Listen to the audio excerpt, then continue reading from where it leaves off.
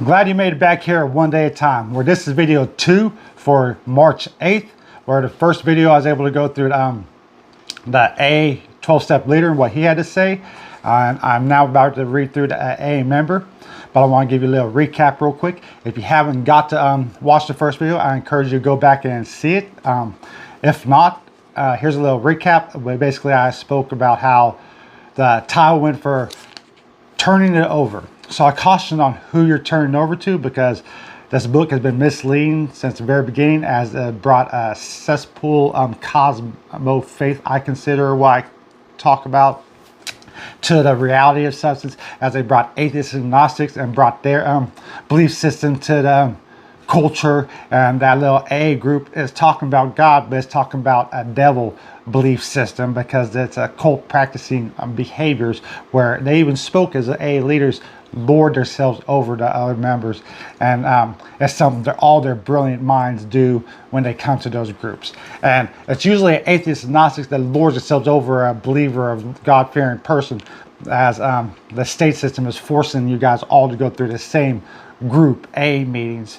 That's really a violation of atheists and agnostics in a sense, because they shouldn't be forced to go through a Christian or a God-fearing group if they don't believe in God, or if they think themselves a God, because that's just a violation of their rights and a concept. So let me move on with what the A member has to say. Submission to God was the first step to my recovery. I believe our fellowship seeks a spiritually open to a new kinship with God.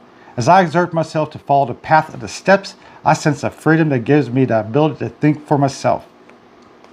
I question that, but here, moving along. My addiction confined me without any release and hindered my ability to be released from my self-confinement.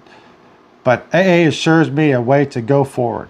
Mutual sharing, concern, and caring for others is our natural gift to each other, and mine is strengthened as my attitude toward God changes. I learned to submit to God's will in my life, to have self-respect, and to keep both of these attitudes by giving away what I receive. Okay. Well, let me just backtrack a little bit, because we got 30 seconds here. My addiction confined me without any release and hindered my ability to be released from my self-confinement. But AA assures me of the way to go forward. Okay, AA, there you go. The false teacher is assuring a person who sounds like he thinks himself is God, trying to lord his brilliant mind, lording over someone. So this is a clear example of, before I even read what he had to say, this AA member had to say, that the natural belief system that's behind this book is pushed out here.